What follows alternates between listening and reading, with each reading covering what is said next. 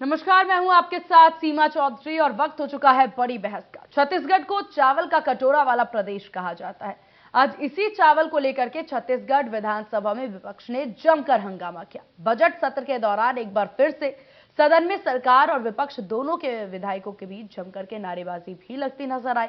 वहीं पूर्व सीएम रमन सिंह ने चावल के स्टॉक में 600 करोड़ की गड़बड़ी के आरोप भी लगाए। इस मसले पर पक्ष विपक्ष में जमकर बहस शुरू हो गई। करीब 10 मिनट के भीतर ही 2 बार सदन की कार्रवाई रोकनी पड़ी। बड़ी बहस की मुख्य वजह यह भी है कि पूर्व सीएम डॉक्टर रमन सिंह ने राशन दुकानों की ओर से अनाज और शक्कर आवंटन में गोलमाल का आरोप लगाया है कि बात भी कही है। विपक्ष के आरोपों का जवाब खाद्य मंत्री अमरजीत भगत ने दिया। उन्होंने कहा कि जितने बोगस राशन कार्ड बनते थे वो बीजेपी सरकार के समय होता था। इसी फॉर्मूले से राशन बांटते रहे। हमारी सरकार ने 13,392 राशन दुकानों का वेरिफिकेशन किया है। उधर नेता प्रतिपक्ष नारायण चंदेल ने सदन की कमेटी से जांच की मांग की है। आज बड़ी बहस में सबसे बड़ा सवाल यही होगा कि विपक्ष के अनाज आवंटन में गोलमाल के आरोपों में कितना दम है। क्या बीजेपी सरकार का कोई बोगस राशन कार्ड फॉर्मूला था? आज सत्ता पक्ष और विपक्ष से हमारे पैनल में लोग जुड़ेंगे और उनसे सभी आरोपों पर जवाब लेने की पूरी कोशिश हमारी रहेगी। उससे पहले ये बयान सुनिए।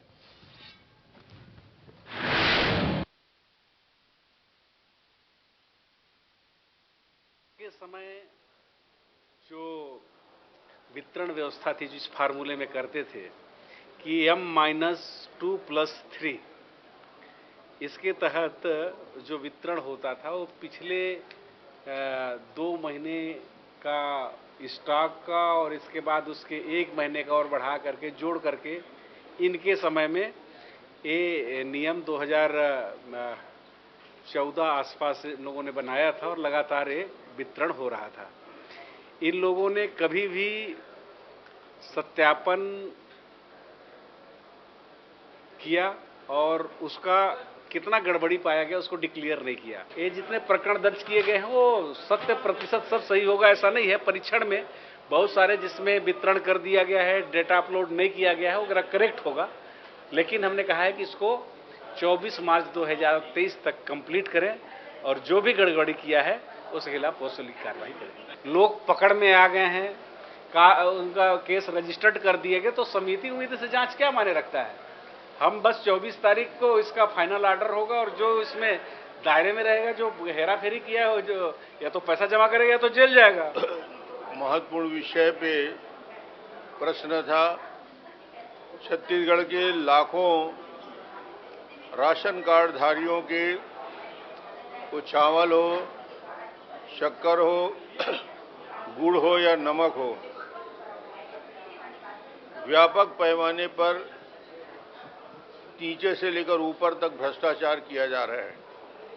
और एक प्रश्न के उत्तर में मंत्री जी ने जवाब दिया और उस जवाब में सारे भ्रष्टाचार को छुपाने का प्रयास किया। राज्य सरकार ने, जब हमारी सरकार थी तो कानून बनाया था और ये कानून ऐसे बनाया था कि अतिशेष स्टॉक, जो बचा हुआ चावल है, बचा हुआ नमक है, बचा हुआ गुड़ है, शक्कर है, उसका स्टॉक का वेरिफिकेशन होगा।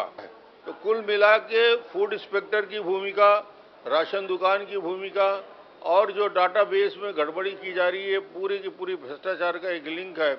इसलिए आज इस मुद्दे को लेकर काफ़ी हंगामा भी हुआ और हमने विधायकों के जांच दल से जांच करने की मांग की थी। ये एक तो जो स्टॉक नहीं मिल रहा है वो 59,900 क्विंटल चावल का तो रिकॉर्ड में इनके अनुसार, फूड डिपार्टमेंट के अनुसार ही गायब है।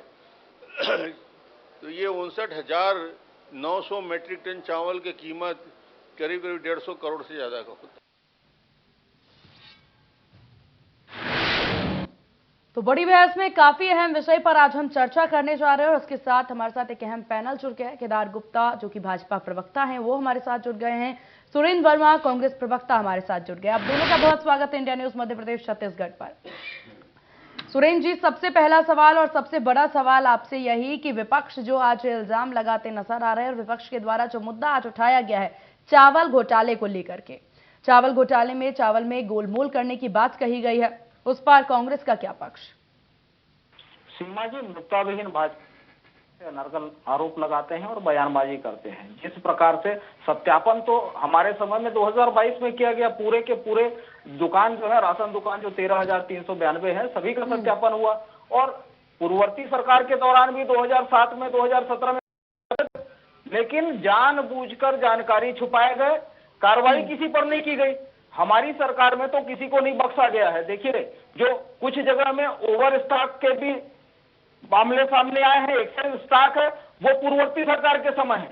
मैं स्पष्ट कर दूं कि जितने भी एक्सेस स्टॉक के मामले हैं वो पूर्ववर्ती सरकार के समय है। हमारी सरकार आने के बाद सभी राशन कार्ड को जो फर्जी बनाए थे, निरस्त करके लगभग 65 लाख राशन कार्ड, उसमें बीपीएल भी शामिल है, अंत्योदय भी शामिल है और एपीएल के भी राशन कार्ड बने। 96% राशन कार्ड सीमा जी आधार से लिंक है। और हमारे यहाँ जो व्यवस्था है, पूर्ववर्ती सरकार की व्यवस्था में पारदर्शिता का जो सिस्टम है उसको सुरेंद्र जी, बोगस राशन कार्ड का फॉर्मूला, इस पर भी जरा नजर डालिएगा। बिल्कुल सीमा जी, आपको याद होगा देश का सबसे बड़ा पीडीएस घोटाला रमन सिंह के समय में हुआ था, जिसमें 21 लाख फर्जी राशन कार्ड बना के गरीबों का 36,000 करोड़ का राशन खा गए थे। और उस पर जांच हुई, डायरी भी मिली। एसवाईआर रेसिडेंसी किस मुख्यमंत्री की साली का एड्रेस था, मैडम सीएम कौन थे, लखनऊ, नागपुर और दिल्ली कहां पैसे पहुंचाए गए थे, ईडी उसकी जांच कर रही है। और वो जो है वो भारतीय जनता पार्टी के नेता बताए। हमारी सरकार में तो जो सिस्टम है अनाज वितरण का, वो भी बायोमेट्रिक से प्रमाणित होता है। और जो ये आरोप लगा रहे हैं, मैं स्पष्ट करना चाहूंगा कि ये जो 68,900 मीट्रिक टन का ये आरोप लगा रहे हैं, जांच भी हो चुकी है और तथ्य भी सामने आ गए हैं। 161 दुकान जो है उसको निलंबित किया गया है, 140 दुकानों को निरस्त किया गया है और 13 लोगों के खिलाफ एफआईआर हुआ है। तो हमारी सरकार में किसी को बख्शा नहीं गया है। लगभग 41,000 टन जो है उसकी गड़बड़ी पाई गई थी, जिसकी रिकवरी की जा रही है और जेल भी जाएंगे, यह भी तय है। तो एक हमारी सरकार में तो पारदर्शिता बढ़ी है, किसी को संरक्षण नहीं दिया जा रहा है। और 15 साल जब इनके शासन थे तब वही तो मंत्री जी ने कहा सत्यापन इनके समय में हुआ था, लेकिन कार्रवाई नहीं की है, कोई भी जांच रिपोर्ट सार्वजनिक नहीं की गई। हमारी सरकार ने तो जांच रिपोर्ट भी सार्वजनिक की, उसके आधार पर कार्रवाई भी कर रही है। और भारतीय जनता पार्टी को कार्रवाई में तकलीफ है तो ये बताए। चलिए जान लेते हैं सुरेंद्र जी। चलिए ठीक केदार जी, लगातार देखिए यहाँ पर बार बार कांग्रेस के द्वारा एक ही बात कही जाती है कि मुद्दा विहीन पार्टी है, इनके पास कोई मुद्दा नहीं है उठाने के लिए। तो बिना मुद्दे के आप इतने सारा मुद्दा कैसे उठा रहे हैं? साथ ही साथ सुरेंद्र जी ने जो यहाँ पर कहा, साफ तौर पर जवाब मांगा है आपसे, उस पर भी जरा गौर फरमाएं।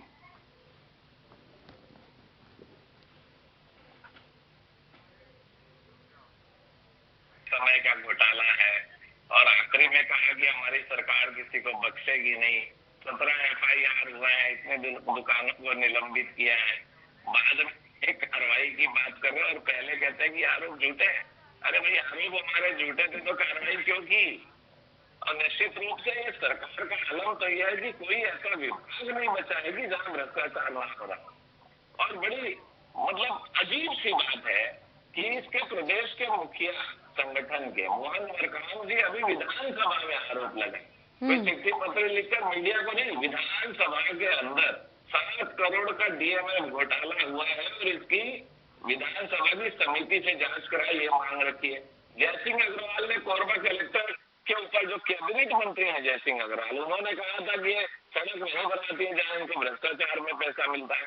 और डॉक्टर रमन सिंह और भारतीय जनता पार्टी अगर ये आरोप लगा रही है कि 500 करोड़ रुपए का गरीबों का चावल, ये कहते हैं छत्तीसगढ़िया की गरीबों की सरकार है कांग्रेस, तो कैसी सरकार है गरीबों की? ये गरीब भी देख ले। आपके चैनल के माध्यम से मैं छत्तीसगढ़ प्रदेश के उन लोगों को ये बात ध्यान से सुनने का आग्रह करता हूँ, हाथ जोड़कर, जो कि गरीबी रेखा के नीचे और राशन कार्ड से चावल ग्रहण करते हैं, कि उनके हिस्से का 500 करोड़ रुपए का चावल भूपेश बघेल की सरकार में भ्रष्टाचार की भेंट चढ़ गया और वो गरीबों के मुंह से वो चावल का निवाला छीन कर ये कांग्रेस की सरकार ले गई और बैठकर बड़ी बड़ी बातें करते हैं। अरे जाकर अपने कैबिनेट मंत्रियों को समझाइए, जाकर अपने प्रदेश अध्यक्ष को समझाइए क्या वो भी झूठ बोल रहे हैं? मेरा मानना है कि माननीय भूपेश बघेल जब से मुख्यमंत्री बने हैं छत्तीसगढ़ के, तब से भ्रष्टाचार के नए नए रिकॉर्ड कायम हो रहे हैं। अरे इनके अधिकारी सब जेल में हैं, IAS अधिकारी छत्तीसगढ़ में जेल में। तो ये कहते हैं कि ईडी और IT जो सेंट्रल गवर्नमेंट के प्रेशर में है और केंद्रीय समितियां इसलिए ये जबरदस्ती आग पर आकर और दबाव बनाती है। तो मैं पूछना चाहता हूँ, भाई सारे रिकॉर्ड तो न्यायालय में चले गए, न्यायालय आपको जमानत नहीं दे रहा, तो क्या न्यायालय भी दबाव में है? और निश्चित रूप से कहीं ना कहीं छत्तीसगढ़ भ्रष्टाचार में आकंठ डूबा हुआ है और गरीबों के चावल तक को नहीं बख्शा जा रहा है। भारत देश में संस्कृति और परंपरा रही है कि हम लोगों का पेट भरते हैं, जो हमारे घर में आता है वो भी भूखा नहीं रहता। और ये सरकार का तो कर्तव्य होता है कि वहां पर उस प्रदेश में हर व्यक्ति को जो उसके हिस्से का चावल है वो मिले। पर ये सरकार तो संस्कृति और परंपरा अपने पास से देने की तो बात छोड़ो, उनके हक का भी जो चावल है उसे खा ले रही है, उसको गले से निकाल ले रही है। मैं कहूंगा ऐसी भ्रष्ट सरकार पूरे देश में किसी प्रदेश में नहीं होगी, जिनके अध्यक्ष, जिनके मंत्री स्वयं कहते हैं। और इसके साथ साथ इनका कहीं पकड़ नहीं है, सारी पकड़ कमजोर हो गई है, प्रशासनिक अधिकारी सुनते नहीं।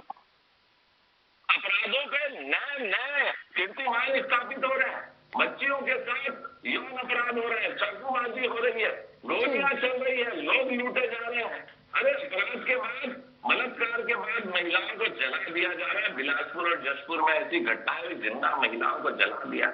ये भ्रष्टाचार के साथ साथ अपराध, मैं कहूंगा निरंकुश सरकार है और निश्चित रूप से पूरा छत्तीसगढ़ त्रस्त और परेशान है। पता नहीं इनके प्रवक्ता क्यों इन्हें बचाना चाहते हैं, जब इनके मंत्री और अध्यक्ष आरोप लगा रहे हैं तो प्रवक्ता किस लिए सफाई दे रहा है?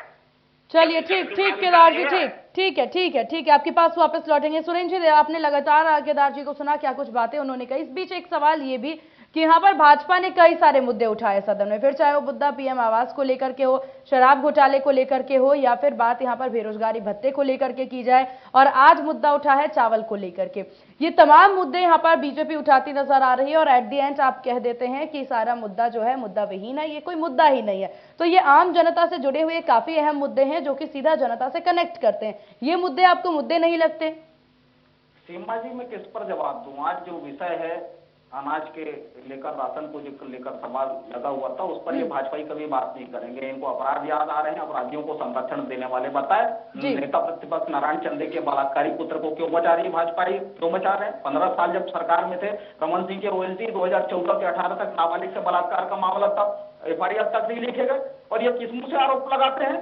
ये लगातार इसी प्रकार से PM आवास का भी विषय जो था वो भी झूठ पर आधारित है इनके आरोप। ये जब सरकार में रहे 2014 से 18 तक तो दोनों जगह भाजपा की सरकार थी। जब 18 लाख का लक्ष्य था तो क्यों 2,37,000 केवल आवास बनाए? बाकी के जो 15.5 लाख जो हित रही है उनके अधिकारों को भाजपा ही माफी मांगेंगे। जो मूल विषय है, जो ये नान के घोटालेबाज जो है, जो छत्तीसगढ़ के चावल छोड़ गरीबों का राशन खाने वाले भारतीय जनता पार्टी के नेता कांग्रेस पर आरोप लगा रहे हैं, तो ये कान खोल के सुन ले। ये भूपेश बघेल की सरकार है, 1 रुपए का भी बर्दाश्त घोटाला, 1 रुपए का भी भ्रष्टाचार बर्दाश्त नहीं किया जाएगा। तथ्यों के आधार पर ये 1 रुपए का भी आरोप साबित नहीं कर पाए हैं और हमारी सरकार तो कार्रवाई कर रही है ना। ये बार बार कैसे अलग अलग आंकड़े फैला के ये झूठ फैलाते हैं सीमा जी। ये अभी कह रहे थे 49,900 करोड़, फिर ये विधानसभा में एक बार पूछते हैं 68,230 करोड़। और मंत्री जी ने स्पष्ट रूप से कहा जो बायोमेट्रिक्स आधार पर जो वितरण होता है उसमें कुछ जगह तकनीकी कारण से तत्काल अपलोड नहीं होता है, तो उसके लिए 24 तारीख तक समय दिया गया है। 24 तारीख तक इंतजार तो कर लीजिए। और जो शॉर्टेज है 40,000 करोड़ का, 40,000 टन का, उस पर कार्रवाई हुई है, रिकवरी हो रही है। 1 रुपए भी किसी को भ्रष्टाचार करने का अवसर नहीं मिलेगा, जेल भी जाएंगे, रिकवरी भी होगी। तो ये भारतीय जनता पार्टी के नेताओं को कार्रवाई में तकलीफ होती है, क्योंकि ये राशन के जो भ्रष्टाचार करने वाले कमीशन खोर दलाल हैं उनको ये संरक्षण देते आए हैं और इनके समय का भ्रष्टाचार है। हमारी सरकार कार्रवाई कर रही है तो उनके संरक्षण करने वाले भाजपाइयों को तकलीफ हो रही है। ये अपने शासनकाल में याद होगा आपको, किसानों की जमीन हड़प है, जंगल में कब्जा करना, जमीन घोटाले करना, किसानों के लिए सिंचाई के लिए बनाए गए बांध को कब्जा करना, ये भूमाफिया को संरक्षण देना, कमीशन खोरों और तस्करों को संरक्षण देना, ये इनका चरित्र था। आज हमारी सरकार में पारदर्शिता बरती जा रही है। 96% राशन कार्ड आधार से लिंक है, बायोमेट्रिक्स प्रणाली से राशन का वितरण हो रहा है, पूरी पारदर्शिता है। जाके देख लें पब्लिक डोमेन में सारा कुछ रिकॉर्ड जो अपडेट होता है। और अभी तक का जो उनके स्टार्ट में जो अंतर है उसके लिए भी समय 24 तारीख तक इसी महीने के समय दिया गया है। और उसके बाद जितने भी जांच में तथ्य सामने आए उस आधार पर कार्रवाई होगी। तो कार्रवाई से भाजपाइयों को पीड़ा क्यों हो रही है? कोई अगर भ्रष्टाचार किया है, गड़बड़ किया है, उसको यदि जेल भेजा जा रहा है, रिकवरी की जा रही है, तो उसमें विपक्ष को क्यों पीड़ा हो रही है? सुरेंद्र जी, जांच की मांग तो भाजपा भी करती नजर आई। सदन में उन्होंने कहा कि इस पूरे मुद्दे पर जांच होनी चाहिए। सीमा जी मंत्री जी ने केदार जी आते हैं आपके पास। जो 13,000 से अधिक दुकानें हैं उसमें 4,952 दुकानों में जांच की गई है। उसमें उसके आधार पर लगभग 300 से ज्यादा दुकानों पे को निलंबित और निरस्त किया गया है। 13 FIR भी हुए हैं, रिकवरी भी हो रही है और आगे भी की जाएगी। कोई भी अपराधी बख्शा नहीं जाएगा। ये गरीबों के चावल चोरों को विदा कर चुकी है छत्तीसगढ़ की जनता 2018 में। चलिए, ठीक। केदार जी बहुत देर से कुछ बोलना चाह रहे हैं, जल्दी अपनी बात पूरी करें। देखिए, जो नान घोटाले की ये बात करते हैं उसमें अधिकारियों को गिरफ्तार किया गया था। वो अधिकारी जेल में थे और उसके बाद जैसे इनकी सरकार आई, इनके मंत्रीगण और पूरा शासन उनकी जमानत के लिए लग गया। उन अधिकारियों की जमानत कराकर ले आए और यहाँ प्रमोशन कर दिया और वो सरकार में अभी काबिज है। तो ये बताया जरा कि पिछले रखा है भाई, क्या हिसाब किताब था? नान घोटाले में कितना पैसा किसको मिल गया जो इनकी जमानत के पीछे पड़ गए और आज सरकार में बैठे हैं? ये सारे छत्तीसगढ़ प्रदेश के लोग जानते हैं। दूसरी बात, छत्तीसगढ़ प्रदेश में 59,000 मीट्रिक टन चावल का घपला हो जाता है और ये बाद में जांच करते हैं जब हम भारतीय जनता पार्टी आवाज उठाती है। और उसके बाद खाली FIR होती है, ना कोई पकड़ा जाता है, ना रिकवरी होती है और ना ही उस चावल पर जिन गरीबों का हक था उन्हें वो चावल ही मिल पाता है। छत्तीसगढ़ के एक परिवार के 5-5 किलो प्रति व्यक्ति मैं कहूंगा इस सरकार ने चावल उनका छीन लिया और खा गए और आज बैठ के दमनदारी करते हैं। जबकि इनके प्रदेश अध्यक्ष, इनके मंत्री खुद कहते हैं कि ये सरकार भ्रष्टाचार में आकंठ तक डूबी हुई है। और प्रधानमंत्री आवास के लिए जब आवासहीन जिनको जरूरत केदार जी क्या भाजपा का कोई बोगस कार्ड फॉर्मूला था जिस पर कांग्रेस सवाल करती नजर आई? इस पर जरा नजर डालें। भाई देखिए, वो जो नान घोटाला था, नान घोटाले में डॉक्टर रमन सिंह जी की सरकार थी, वो मुख्यमंत्री थे, उन्होंने जांच कराई और जो अधिकारी IAS ऑफिसर उसमें संलिप्त थे उन्हें जेल हुई, वो जेल में थे और उनकी जमानत के लिए ये सरकार नहीं जैसे ही बनी 2018 में जमानत करने के लिए पहुंच गए, उनकी मदद करने के लिए पहुंच गए। तो ऐसा मैं सुना, ऐसा चर्चा में है कि जो अधिकारी थे इनको जमानत में लाकर, और आज मुझे दुख के साथ कहना पड़ता है कि वो आरोपित अधिकारी जो मेरे मित्र नान घोटाले की बात कर रहे हैं, आज इस सरकार को चलाने का काम कर रहे हैं। तो ये कांग्रेस किस हद तक भ्रष्टाचार में डूबी हुई है इसका अंदाजा इसी से लगाया जा सकता है। और सारे लोग बेलगाम हैं। परसों जो आवाज के मुद्दे में हम विधानसभा घेरने गए थे, वहां पर अश्रु गैस के गोले जी सुरेंद्र जी आपके पास आ रहे हैं, बस जी ऐसे गोले फेंक रहे हैं। मतलब अश्रु गैस छोड़ने का कोई नियम होता? चलिए ठीक। ये तो ऐसा फेंकना, अगर किसी के सर पर टूटता ना तो बच्चे अमाउंट हो जाते उसके परिवार।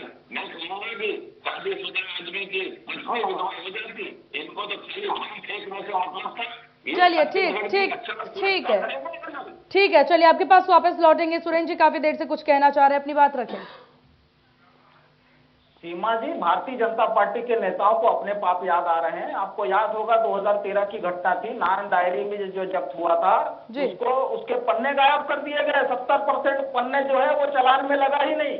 और ईडी जो जांच कर रही है, 13 का मामला है, 2023 चल रहा है। 10 साल तक किसके इशारे पे किसको बचाने के लिए ईडी जांच कंप्लीट नहीं कर रही है? बताया रमन सिंह जी को कितने बार समन भेजा, कितने बार पूछताछ हुई? सीएम मैडम का जिक्र था उसमें। सीएम सर का जिक्र था, नागपुर, लखनऊ और दिल्ली में पैसे पहुंचाने का जिक्र था। क्या वो मनी लॉन्ड्रिंग नहीं है? 21 लाख फर्जी राशन कार्ड बना के गरीबों का 36,000 करोड़ का नाम घोटाला करने वाले, इनको हर चीज में भ्रष्टाचार दिखता है। हमारी सरकार तो कार्रवाई कर रही है तो उसमें इनको क्यों पीड़ा हो रही है? और भारतीय जनता पार्टी के नेता आकंठ भ्रष्टाचार में डूबे रहे, कमीशन खोरी इनका सर्वविदित है। एक साथ देखिए केदार जी, आपको पूरा वक्त मिला अपनी बात रखने का, एक एक करके बोले, ऐसे बीच में नहीं। हम इस तरीके से चर्चा नहीं करते जी। न्यायालय में प्रमाणित हुआ है कि सरकार भट्ट ने अपने 164 के बयान में यह कहा है। दूसरी बात, जो प्रियदर्शी सहकारी बैंक के उमेश सिन्हा थे, वो भी इन्हीं समय का मामला है, इन्हीं की सरकार में जांच हुआ।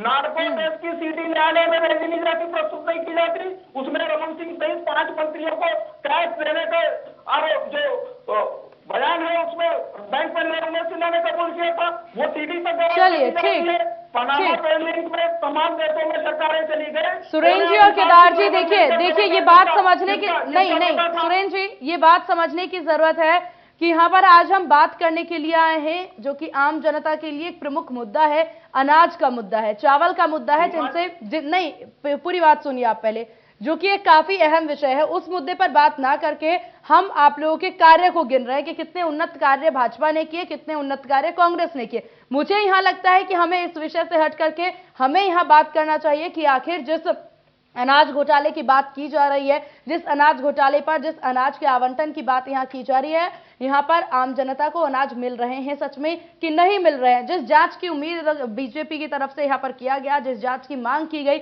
उस जांच पे जवाब क्यों नहीं दे रहे आप? सीमा जी बहुत स्पष्ट रूप से मंत्री जी ने कहा है कि किसी भी भ्रष्टाचारी को बख्शा नहीं जा रहा है। जांच जो है वो की जा चुकी है। 301 प्रकरण में दुकान निरस्त। ये जांच फिर बीजेपी को भी दीजिए, ये जांच रिपोर्ट बीजेपी को दीजिए ताकि वो देखें। सवाल लगा के बहिर्गमन करना, ये पलायनवादी प्रवृत्ति जो है वो भाजपा की है। ये सदन केदार जी फाइनल कमेंट आपसे लेंगे, आप बीच में मत बोलिए। मंत्री का जब आप सुनना ही नहीं चाहते तो ये गंद मचाना इनकी आदत हो गई है। चलिए ठीक सुरेंद्र जी, फाइनल कमेंट केदार जी आप अपनी बात रखें। देखिए 500 करोड़ रुपए का चावल जो गरीब जनता के हक का था, छत्तीसगढ़ प्रदेश की जनता का था, उनके मुख से इस सरकार ने जो निकाल कर उसकी बंदरबांट की है, भ्रष्टाचार किया है, मैं उसकी निंदा करता हूँ। और